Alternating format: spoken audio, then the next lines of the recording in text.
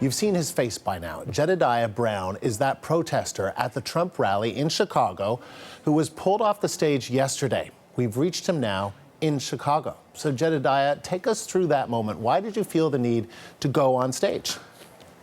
I felt the need to go on stage after I had experienced so much ignorance and hatred, racism in the crowd, not just personally, but also witnessing it in an overwhelming amount to people. My focus then was set on that stage and shutting that rally down in the city of Chicago.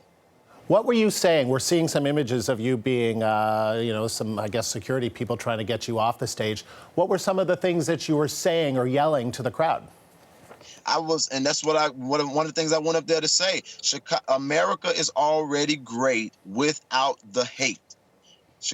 America's already great without the hate. And I was basically telling the protesters that they're not going to make America great again by taking us backwards, because even that rally felt like the experiences that I learned about in the civil rights era, when certain people, like black people, were treated as 3/5 human beings. It was completely terrible. It was a horrific environment. Even before cameras started rolling all the chaos, it was a very sad day for Chicago to experience that from Trump supporters. So let me ask you about that, because, Donald Trump is saying a bunch of thugs went in there and they were, not allowing us we had to shut it down because we were concerned about the safety of the supporters. How do you see what was really happening?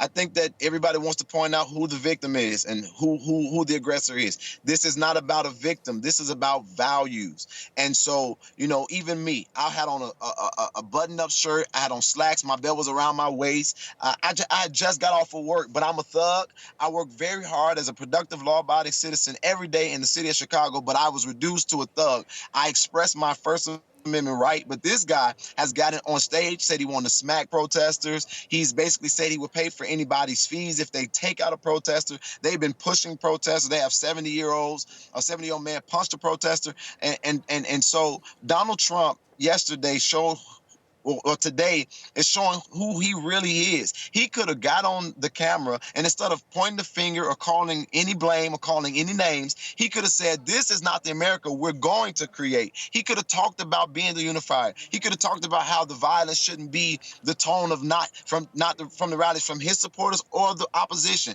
But he showed what he's about. Donald Trump is about bringing out the worst in America, taking us backwards and making us a place of hatred. And I'm not going to let that happen to Chicago.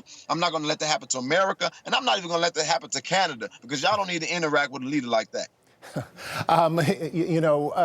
Listening to you speak, though, listening to Donald Trump, he's saying, that you're trampling First Amendment rights, that he should be allowed to say whatever he wants to say, however horrible it may be to a lot of people. What would you say? Because you're saying that you didn't even want that event to take place at all, right? No, when I went there, with the understanding I may have to, protest or play one of the roles I play in society. But I also went there with an open mind. Maybe the media did not give Donald Trump and his supporters a fair chance. I went there to find out. And so Donald Trump... You wanted to listen to him. You wanted to listen to him speak? You didn't want to shut it down? You wanted to listen to him? I wanted to see what he was going to speak about. I wanted to see what his supporters was about. Before he got out there, the tone was already set. This is something that should not be happening in 2016 in America. And so Donald Trump saying we're coming against his rights. He needs to stop playing. He needs to stop playing games and recognize that he has really been the one that's been infringing people's rights, and he has brought out the worst in everybody. Jedidiah, you said were there racist slurs hurled at you or at the people that were in Chicago by Trump supporters last night? Yeah, it was primarily at Muslims and at women. But there were some racial slurs that talked about black people, calling us names I'm not going to say, even telling us that we got to go back to Africa, which I've never been. I am a American citizen all my life, but I'm supposed to go back to Africa, but they're going to make America great again. It was a lot of racism, but it wasn't just racial slurs. They were physical. They were throwing things open. They were throwing liquids and objects. They were nasty, man.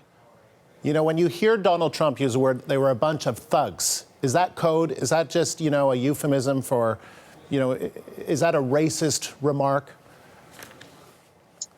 Donald Trump is I just don't even know what to say about the guy. Even before the rally started, there was this announcement that went on, and I would say it was programming the psyche of people about how people are trying to come in and disrupt Donald Trump's rallies and have this agenda politically.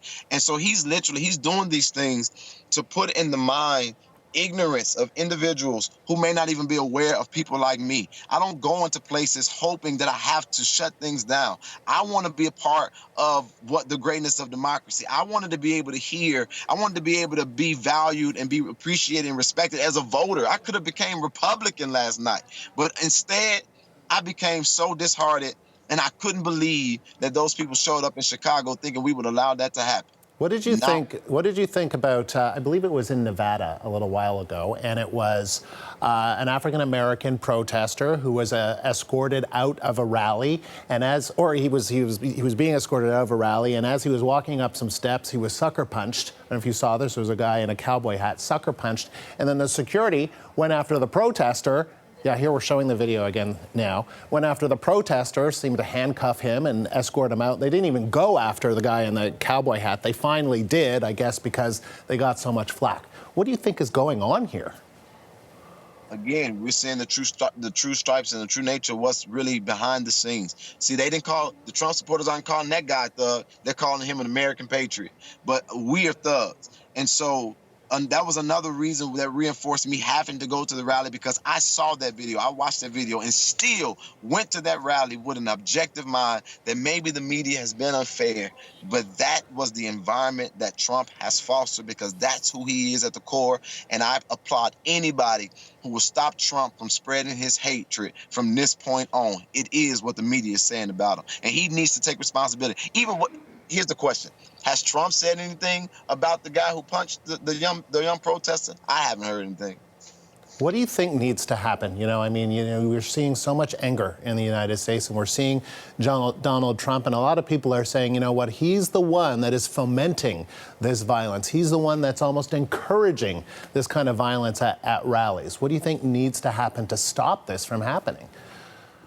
America, we got to wake up and we got to vote. I'm sitting in the car right now with an amazing guy. His name is Nico. I just met him today.